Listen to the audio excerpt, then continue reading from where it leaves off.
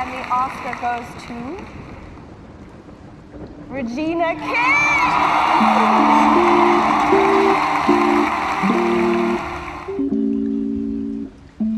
Now, I just saw One Night in Miami last night, and I thought it was great. I did not expect much from it. I said, look, this is an Amazon film. Amazon Prime film is not going to be that good.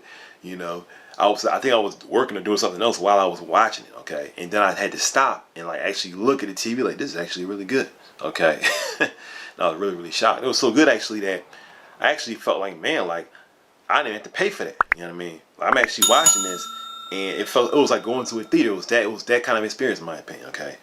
These are not in any particular order, okay, these reasons, but I'm just going to start with number one. Number one is that this film holds together great, even though it has like 1,000 moving parts. I mean, you got 4 major black icons, like they're like the Black Avengers, almost Black Justice League, okay, the real Black Justice League, okay, and there's different things going on in each and every one of their lives, and with all of that, the movie just holds together great, okay. I did not feel tired watching the film. I didn't feel like it was getting sluggish. I didn't feel like I was sluggish. I didn't feel like the pacing was off. Everything was just smooth sailing. The movie could have been an hour more, and I would just watch it just like, okay. I mean, it was just like a great film in so many ways, okay. So that's just number one. Number two is the top tier cinematography. The color choices that are made, just the way it's shot. And I'm a videographer myself, okay. I do videography, graphic design as my regular day job, okay. So I can tell you right now that for all the years I've been doing it, watching this film, it was a pleasure to see, okay, to see how it was shot. I was looking at scenes like, man, look how they shot that. Or look at the colors they chose there. Or look, I mean, it's not just, okay, color correction. This, change the color here, change the color there. It's also, you know, where you shoot, okay. Maybe having a background that has certain colors that pop, you know, or colors that are muted. All these kind of things, like I'm watching, I'm just like, man, like, it's a very attractive movie to watch just based on how it looks. Okay, it's just very pleasing to the eye. So that's just number two. Number three is that this movie is very, very easy to follow. The story is very easy to follow. Even though there are 4 major icons, okay, still, there's no point in the film where I felt like I was lost. And I can't see how you could be lost unless you, I mean, you could actually probably get up in this film and sit out for a second and come back and still kind of have a general understanding of what's going on, okay. People may see that as a bad thing, but I see it as a good thing. Okay, you have to be invested and be paying attention to what's going on in this film, but the story is very easy, in my opinion, for real to follow. And I had a very good time watching that. I had a very good time following the story. It was not very convoluted. It wasn't like, you know, I've seen films before where they leave it up to the viewer for the ending. Okay, well, the ending is whatever you want it to be. No, they tell you this is what it is. This is what's happened. Because even though this is based on a true story, they take a lot of liberty with the script. You understand what I'm saying? And it's things that they did create, okay, or took from somewhere and put it in this, made it happen at this night, or made them say this at this night or whatever, and combine it all, you know, at this one night at Miami, okay, in this hotel, okay, because they're in a hotel for a lot of the movie. My number four reason is that you care for all the main characters and you get to know them close, okay. I mean, think about it. It's 4 major characters, and out of all the 4 characters, you actually care for all of them, okay. I mean, seriously, whether it's Jim Brown, Muhammad Ali, okay, Sam Cooke, okay, Malcolm X, you care for all of them, okay, all of them. That's the director, Regina King, giving them time, okay, making you care for them, allow you to hear what they have to say, allowing you to, you know, listen to their struggles, you know, and that could even seem, that could be a difficult task because these guys aren't like, you know, broke or guys that are dealing with drug addiction or whatever. These are guys who are literally rich, millionaires, okay? They're making tons of money. As even Sam Cooke, 1.7 the movie, I make a lot of money, okay? Just from royalties alone, all right? But you get close to these guys. You care for these characters. I remember when I saw them in the hotel, I thought to myself, you know, this may be kind of hard for them to do because they all got a lot of money. I mean, where is the middle ground? But the movie does a good job of showing you who these people really are. So I thought it did a great job. Number 5 is similar, and that's that I feel like all the characters are really fleshed out, but also that they feel real, okay? And you can feel their struggle, all right? That's something that the movie did very, very well also. And it's because of the writing, okay? The dialogue that was given to them, okay? Because, you know, a person can have tons of dialogue, but if the dialogue is not making them feel real, if you can't feel like, oh, well, I can see what they're saying, or that happened to me before, or I can understand that. If you can't relate at all, a character can just seem like it's like a cartoon character. A real person, like in this instance, these are real people, okay? People that actually lived or are still alive, okay? You're watching it and you're saying, man, This is real. Okay. Now, what does that do? Well, it makes you pay more attention. It makes you want to read up more about it. It makes you take it more seriously. The whole film and everything after that more seriously. Okay. Because from the beginning of the film, as they introduce each character, okay, which is very similar in my opinion, even to a superhero movie, the way they're going to each character, you know, they're going here and going there and saying, yeah, you know, Sam Cooke is here. And then, you know, Muhammad Ali, he was in the boxing ring doing this. And the way they do it, and then they bring them together, is just so cool. And like I said, it was just done in an excellent way. Number 6 is the dialogue. The dialogue was excellent in almost every scene. In almost every scene, I cannot say, you know, this scene, dialogue, blah, blah, blah. This scene, the side character that said so-and-so, so-and-so. No, in every scene, it was like someone went through this with a fine-tooth comb and said, this is bad, cut it off. This is bad, which I'm sure they did. You know, Regina King, whoever said, this is bad, cut it off. Keep this, you know, get rid of this. Keep this, get rid of this. And what you get, the final product, is excellent. Dialogue, excellent. Number 7 is that the characters are solid, okay? The characters throughout the film are solid, and they don't seem to shift throughout the film. I've seen a lot of films where, for example, a character will act one way. And then because of the way the script is going or whatever, maybe the writers will say, well, we need him to, or we need her to act this way, because it won't really fit if they're like this. So we need to, you know, for the convenience of the script or the plot, we're going to need to change so and so and so. So you can kind of, sometimes you'll see characters just make a weird character shift, you know, and it's like not even explained. Whereas now you may say, well, that wasn't hard. These are based on real people. It doesn't matter. And once again, they took liberty with the script. And even though these were real folks, they really had to create, you know, what they were saying as they put everything together in this film, okay? So knowing that, you look at it, the characters hold solid, okay? Especially somebody like Malcolm X, especially somebody like him, okay? Who was dealing with a lot in this film, who had a lot of different variations of things going on, okay? It was a lot of work, and I think they knocked out the park for real. Reason number 8, which I really liked, and which, you know, sometimes people don't look for in films, but I think it's something that really helps films feel grounded and realistic, is that characters in this film have gripes with each other, they have arguments, and they're never really resolved, okay? They're never resolved. And I like that. I like the fact that, you know, people can argue, and it doesn't have to come to a happy ending all the time. Oh, you know, I'm sorry for what I did. I'm sorry for saying that. Sometimes you can tell somebody something, and what you're telling them is the truth. And they can tell you something, and when they're telling you the truth, okay? And there's the, oh, I'm sorry, you know, I didn't mean to say that, but can we all just get along? And then the movie just ends, or at the end they all just come together and start hugging each other. There wasn't none of that, okay? You see, there's contention between Malcolm X and Muhammad Ali, because Muhammad Ali's like, yo, you pulled me in the Nation of Islam, now you ready to roll out. But you want me to come in. You just trying to use me, okay? But there's no true resolution. And then if you know the real story, Muhammad Ali had a lot of negative things to say about Malcolm X, okay? For real, if you actually look, there's video evidence online, you can see he says some crazy things about Malcolm X, okay? I think maybe later on, Muhammad Ali may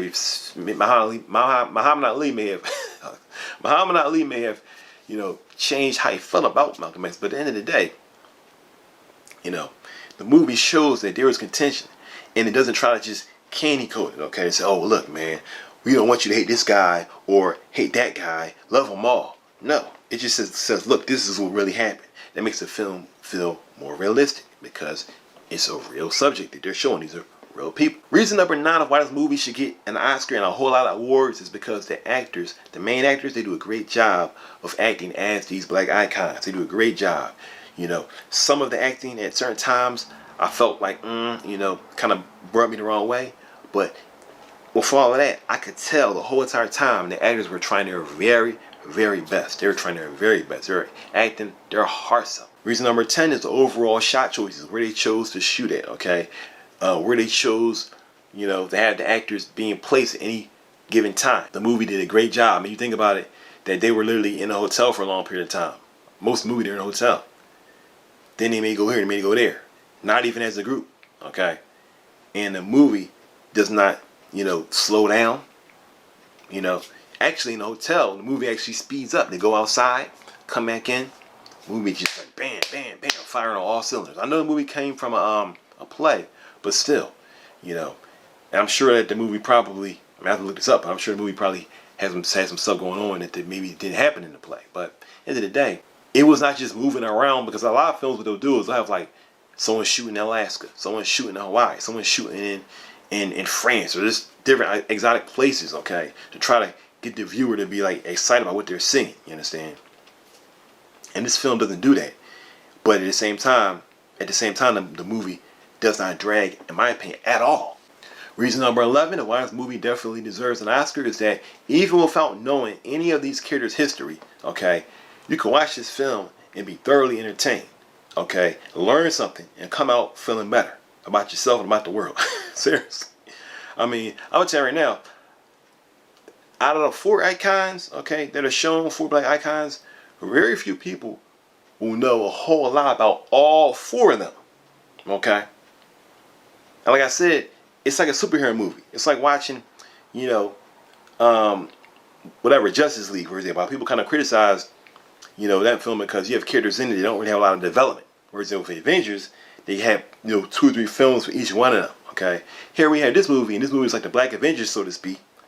And these guys are coming together. A lot of people already know their history, you know, just from history, period. But if you don't know history or know black history, you can watch this film and still understand what's going on, still be entertained, still learn something, and it's just put together in such an unbelievable way.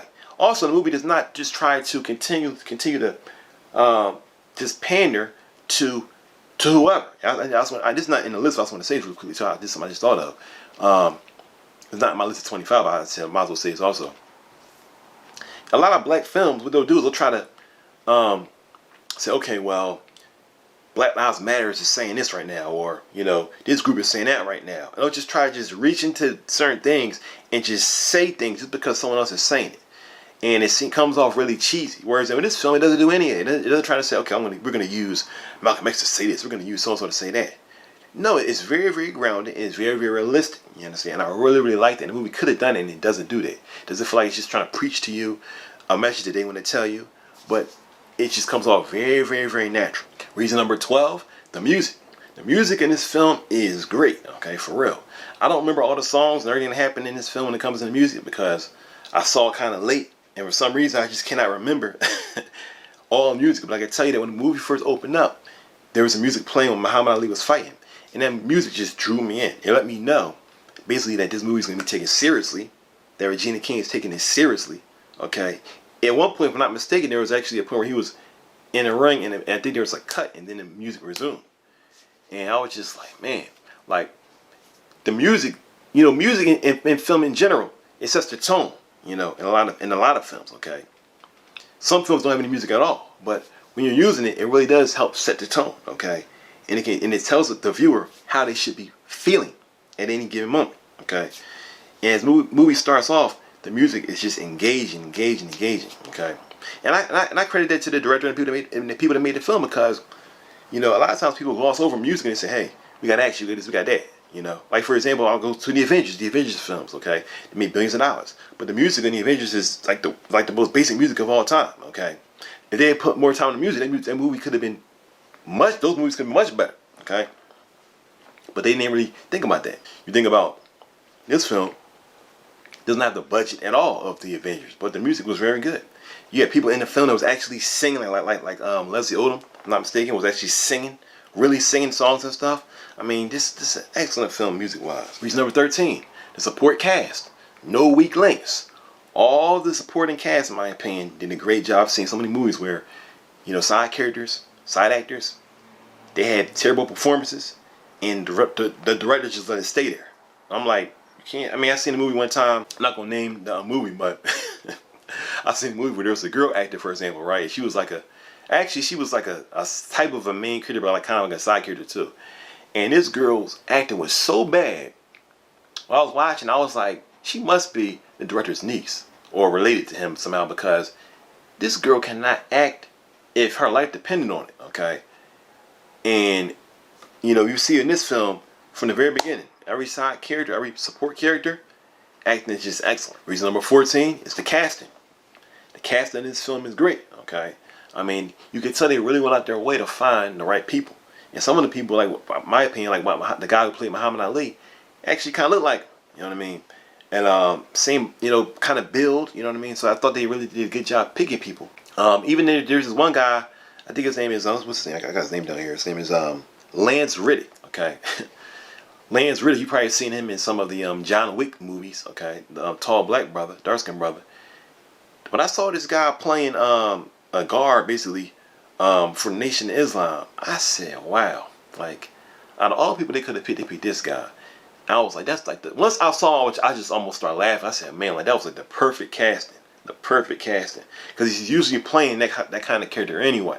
So to see him play that, I just thought, wow, like that was smart. And that guy's a really good actor. And he usually, you know, boosts any movie that he's in. You know, just by his somber voice and the way he acts. And he definitely did in this film. For real. He actually, it seems where he really made the film seem more serious. Especially because he's kind of like more of an adult figure than the 4 and up. Reason number 15, this movie is actually funny, okay? It's funny in a lot of parts. The scene with Elijah Muhammad, who was over Nation of Islam, every time I see this guy, you know, in movies, like on Malcolm X, it just cracks me up. He comes out and he's like on Malcolm X, if you've seen that, the movie that was made by Spike Lee, he's like, you know, I must sow my seed across the earth to every woman who I see. Like, he just says things that sound like he's a Muppet, okay? And in this one, he comes out and he acts the exact same way. I thought that was funny. Also, there's a scene with there's a few scenes with Sam Cooke that are funny, but there's a scene where he's on the stage, and because some stuff happens, his band basically just bounces, just dips on him, and he's basically like, "Y'all gonna leave me like this?" And the way it happens, it just seems like it's so real. It was just very entertaining. It wasn't like they tried to slow it down. It was just like, bam, here it is. It's happening, and they just start rolling out. And he was like, "Y'all really?" It was just funny, man. It was just funny. Reason number 16. This also has to do with casting, but I had to say specifically about the guy Leslie Odom Jr. I heard he was in Hamilton. He's been in plays and all kind of stuff. Guy's a great actor. First time I remember seeing him was in the movie Harriet, which I thought was a good movie. I know a lot of people didn't like Harriet, but I thought Harriet was really good. Okay, it wasn't the best movie in the world, but it was good. And even if you didn't like Harriet, Leslie Odom Jr. in that film was good. Okay, one thing that Leslie Odom Jr. does very, very good, very, very well, is that he does something that Denzel also does, in my opinion, which is that he can speak with his eyes or with his mannerisms. He doesn't need to talk.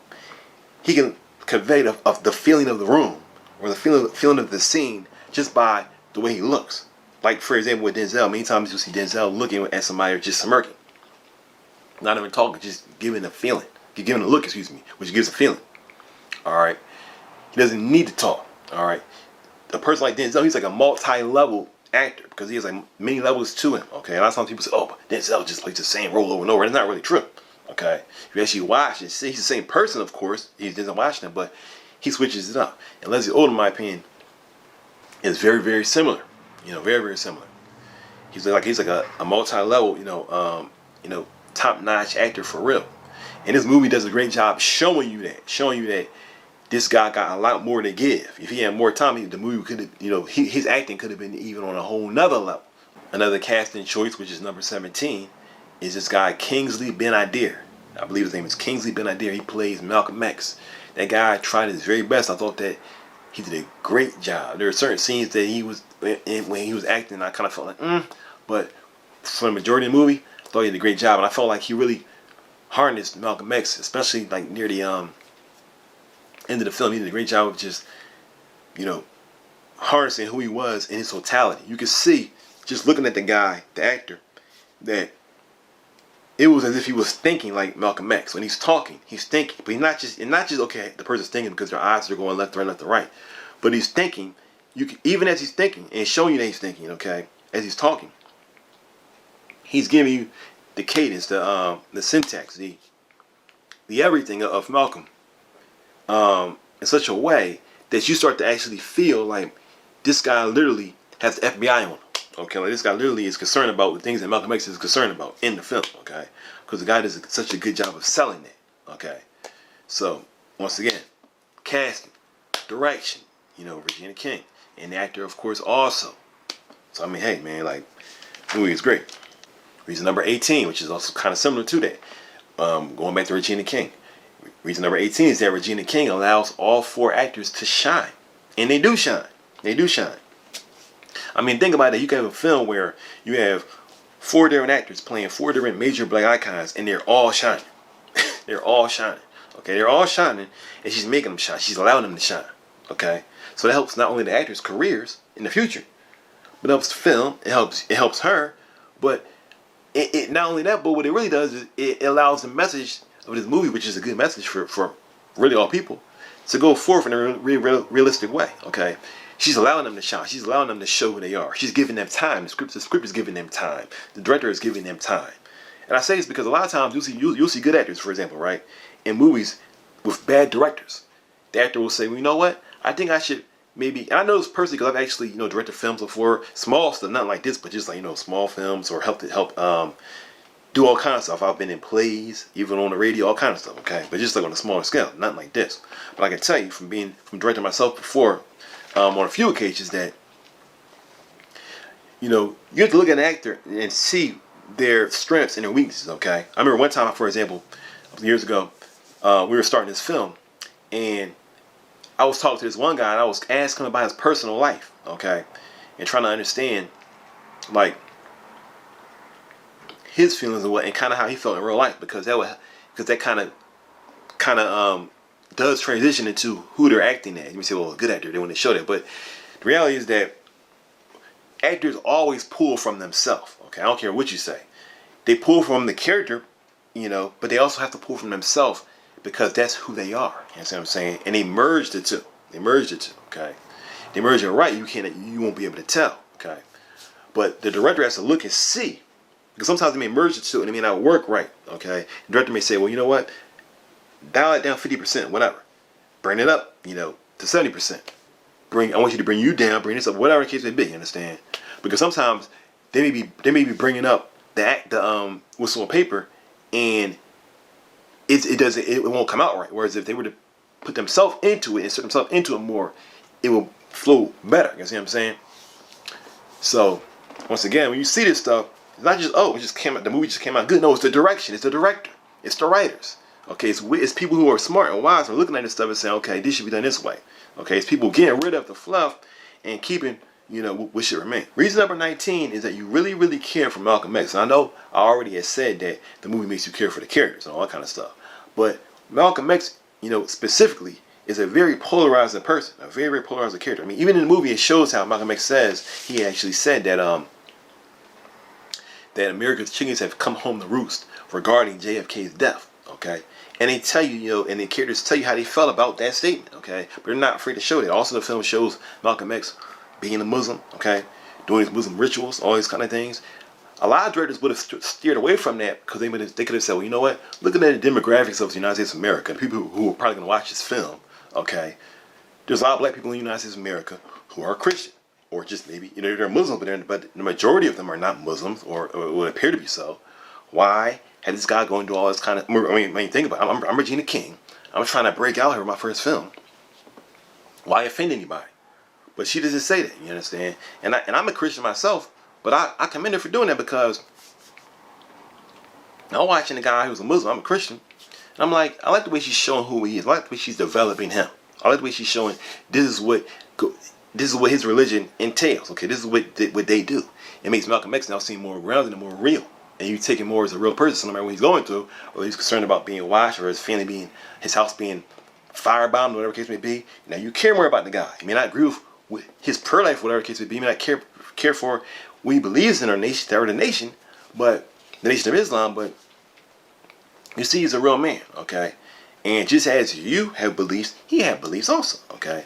So the fact that she was able to balance that the movie was able to balance that and bring that to light, I thought that could have been something that they could have easily messed up. But instead, once again, it was a success. Reason number 20 is that the movie shows a lot of downtime. You think about it. These guys literally are like action figures. You got Jim Brown, okay? Football player, movie star, action figure, okay? Muhammad Ali, boxer, outspoken, action figure. Okay, Sam Cooke, all around the world, singing, action figure, Malcolm X, excuse me, okay, all around the country, even around the world, speaking, all kind of stuff going on with him, contention, action figure, 4 action figures, okay, and they're sitting in a hotel doing basically nothing except for talking. Does the movie slow down? No. Does the movie have to continually cut? Does the movie continually cut to scenes of them doing their thing on the field? No, it just stops and you hear them talking, okay? Just like a play, it just stops, it slows down. It slows down in what you're seeing with your eyes, but it's not slowing down when it comes to how you are feeling and reacting to the eternal action that's happening, okay?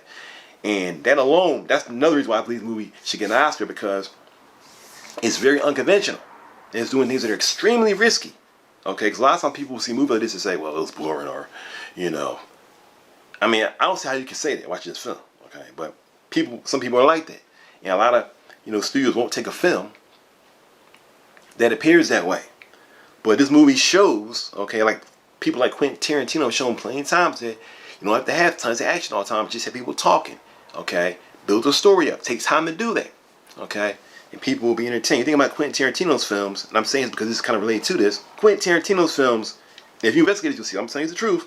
Quentin Tarantino's films are some of the most rewatched films, in the modern era. Like, not only at home, but people will literally let's go see, like, for example, Django. See Django, right? Then they'll see Django again. They'll see Django again. They'll see Django again. Okay, why? Because a lot of times watching a movie again is hard to do. But they can do that. Even if it's good, it's hard to watch over and over again. But it's because of the way the characters are developed and the way the script is. Okay? You feel like you're going to meet your friend all over again because the script is written in a realistic manner. Okay? It's not just jumping from here to there everywhere. That's the way the movie is. I could probably watch this movie like once a year, maybe even twice a year. You know what I'm saying? Now, I couldn't watch The Butler. Butler is a good film, okay, but I could not watch The Butler every year. Okay, I haven't seen The Butler in maybe 4 years. Okay, not wrong with the film, but it's not the kind of, it doesn't have that rewatchability, okay, like this one does. See what I'm saying? So hey, that's the direction. That's the director. Reason number 21 is the boxing matches. Now, this may seem like this is like a small thing, but I think it's not a small thing because it shows that Regina King can direct a lot. I mean, I think she could direct anything, okay? Because the boxing matches is film. It's crazy because the film actually starts, if I'm not mistaken, with a boxing match, okay? Boxing is not easy to direct and shoot, okay? You got to have, because, for example, a lot of movies, right? And I've seen a lot of boxing movies. A lot of times, they'll have the guy punching. He's punching, bam, bam, he's punching, doing whatever. He's punching whatnot, okay? The other guy, okay, he's just standing like this. He's just getting hit.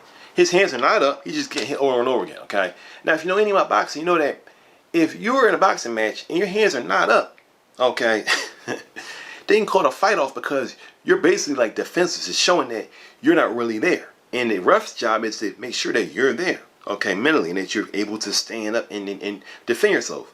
There's been boxing matches I've seen where they've been stopped in the first round because someone's hands were just down, okay?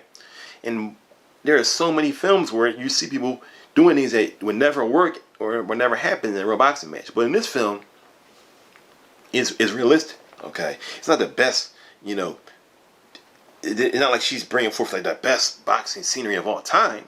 But still, I thought it was really, really good. And I thought it was kind of risky for her to do that in her first film when it's not even necessarily a boxing film. But she did it. And she went and got the proper trainer, whatever the case may be, to make it realistic, and got the proper people to help her. Regina King did, and I thought that it came out really, really good. So you got to give her that also. Reason number 22, this film is not overly preachy, but at the same time, it shows 4 different ideologies, okay? All these different men have different ideologies, okay? It's not preaching to you, yeah, be a Muslim. No, don't be a Muslim. No, do this. No, live the way you want to live. It's not really preaching it. It's just showing you different ideologies, okay? I really like that because a lot of times, people take films targeted to blacks and just try to have a message just blasting throughout the whole entire film, and it's not subtle at all. Okay, this movie doesn't do that. So I thought that it was, and once again, when you do that, I should say it's also when you do that, it makes the film seem less realistic because now you're just coming from left field. Okay, so this film is smooth, it doesn't do none of that. Okay, gotta give her that. Reason number 23, and a very important reason in my opinion, and that's that this film humanizes black men. And it's really a shame I have to even say that. But because of the way black men, of whom I am a black man, okay, because of the way black men have been shown in film for many years, okay, you think about going back to, the first film, American film, Birth of a Nation, we've been shown by being acted as by white men, essentially, with blackface, okay, from the very beginning. We were portrayed on film as black men, not even by black men, okay? And then we're being portrayed as black men. If you do the history, you'll see that black men were portrayed as basically what they would call porch monkeys, coons, lazy, okay? The movie doesn't do that, okay? The movie shows these 4 black men as thinkers, okay? As people who are concerned about their families, their life. You got someone like Muhammad Ali who they tell you in his early 20s and he's trying to figure things out. Okay, it shows you that just like white people and everyone else, black people have to figure things out.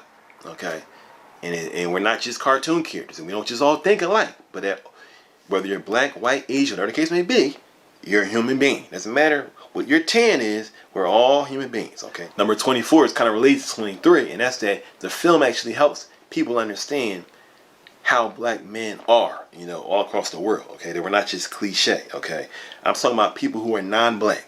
Okay, people who maybe have not been raised around black people. Period. Watching this film, I think they really can learn about black people, because if you know what's going on and how the American system has been run for some time, really since the beginning. You think about from the beginning of media, in the news. You know, the news has always been blasting black men. There could be 1,000 crimes committed, and they're going to show you the black man that slick up the store.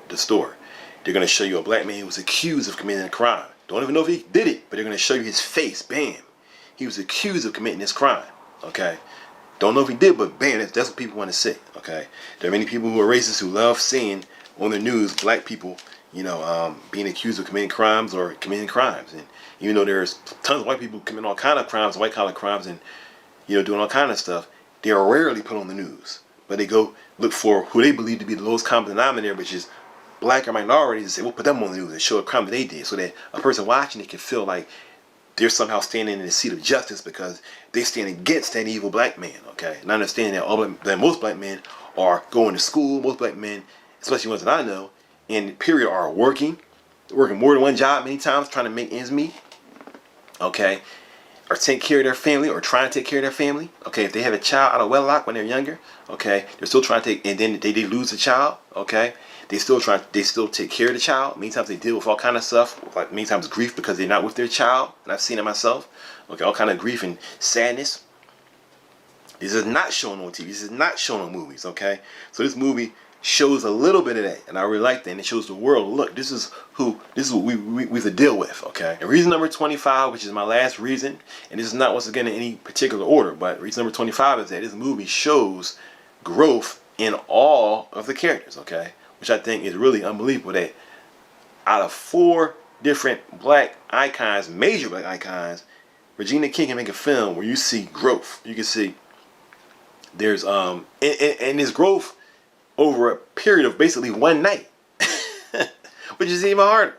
So she literally is able to show growth.